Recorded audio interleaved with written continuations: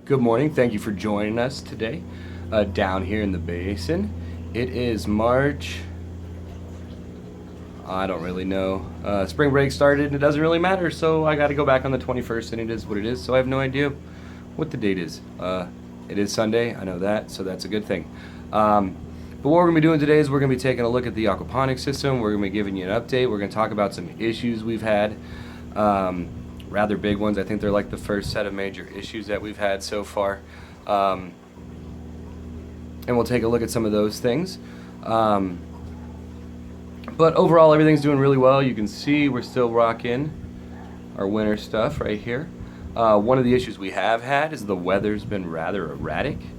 It was up in the 90s, and then the overnight lows were in the 50s.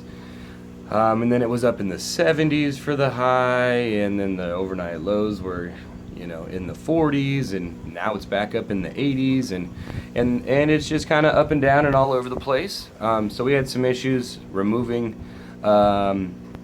heaters from the fish tank, and then ended up needing to put them back in. So right now we still have two 300-watt aquarium heaters in there. They seem to be doing the deal. We'll see what it gets up to today. One of the other issues required me to change all my water, so our water temperatures aren't quite where they should be yet, but they're coming up. So in terms of that, some of the biggest issues we had were with mosquitoes. I did not expect that at all. We didn't have any issues last summer, but a lot of that may have been to the degree of that we actually got everything set up in like June. But here, the end of February, March, the weather is phenomenal, and I think it's perfect for mosquitoes. One of the issues with mosquitoes were we were getting them in our sump tank. In the last video, we set up a floating raft bed, which, by the way, did very, very well. Everything was growing and doing what it should have been, except it just happened to be a perfect place for mosquitoes to lay their larvae and to do whatever it is mosquitoes do to turn into mosquitoes. So in regards to that, they were also getting stuck in the swirl filter a bunch, kind of crazy. I didn't want to take the lid off, didn't want to do anything, so we let that sit for a while. Some other things like that. So to deal with mosquitoes, we ended up buying a 70 liter per minute air pump, and we started running air stones everywhere. May not have been the greatest idea, but we did it anyways. We ran them into the swirl filter and didn't do anything, so we took them out. We ran stuff all the way out to the floating raft bed, and it was just too far from the pump with all the other stuff we were running in the fish tank and whatnot to actually get sufficient bubbles out there to do anything. So the next thing we did is we bought a bunch of goldfish. I looked at mosquito fish at first, but I didn't like the idea of something just out of control on its own, massively breeding in my system. So we went with some goldfish. So we went and got some goldfish. We got about 20 of them. Put 10 in the fish tank. Here I put 5 in the floating raft bed and 5 in the sump tank. Needless to say, the 5 in the floating raft bed totally made it into the sump tank. So now we just have 10 goldfish in our sump tank. And that's that right there. We also, for some odd reason, I'm still not sure why, we've had a recent number of fish die. I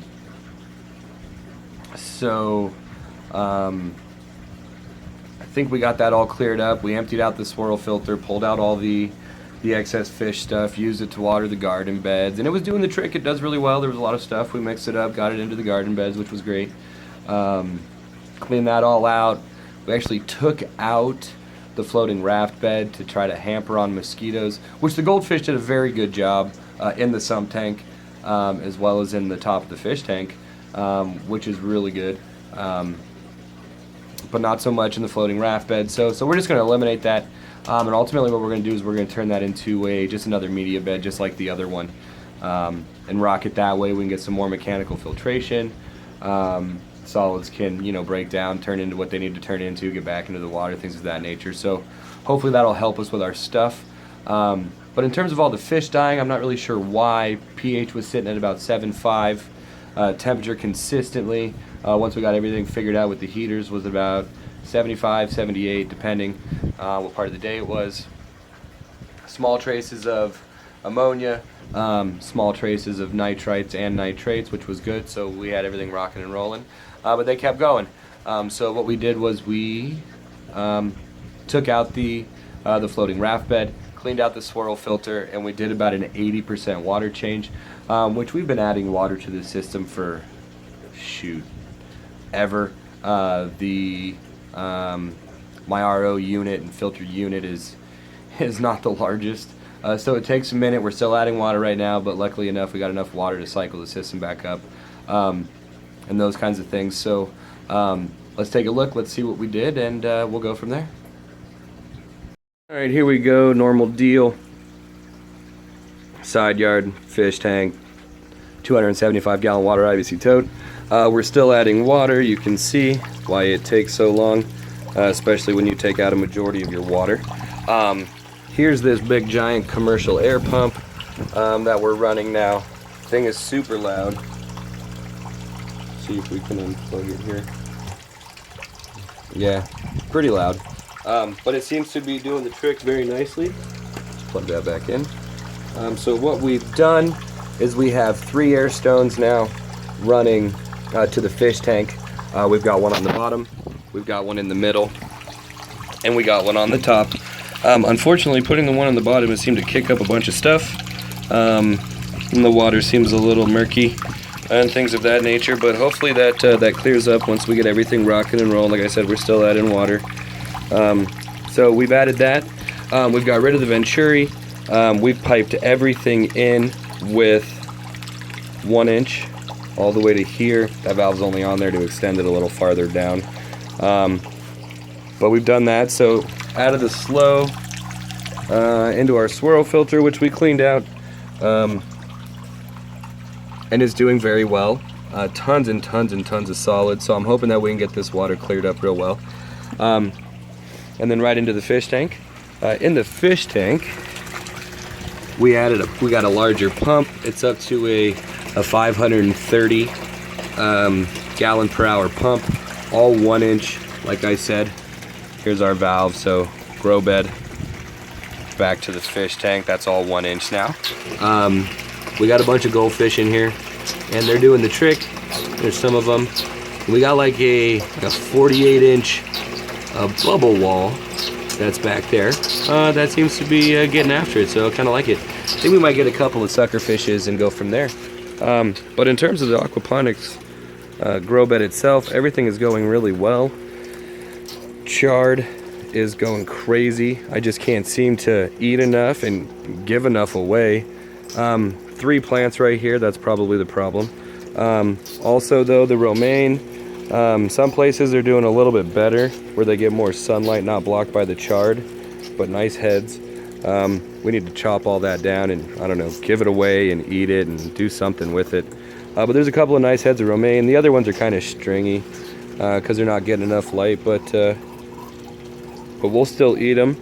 Red leaf lettuce, nice and leafy, and it looks great. So let's take a look. Let's go. Just filter around over here. Here's where we're going to put the other grow bed. That was the floating raft. And we're just going to make it another media bed right here. And tee it off. Probably fill it up over here somewhere. And have it drain on the other end so that we get a nice proper fill. But as you can see, things are they're getting better. Now that we can limit the mosquitoes, and hopefully with a water change, we can get our fish to stop killing over on us. And I think we're gonna have a salad for dinner tonight. This looks absolutely delicious. Yeah, so let's go back, take a look at the fish tank one more time.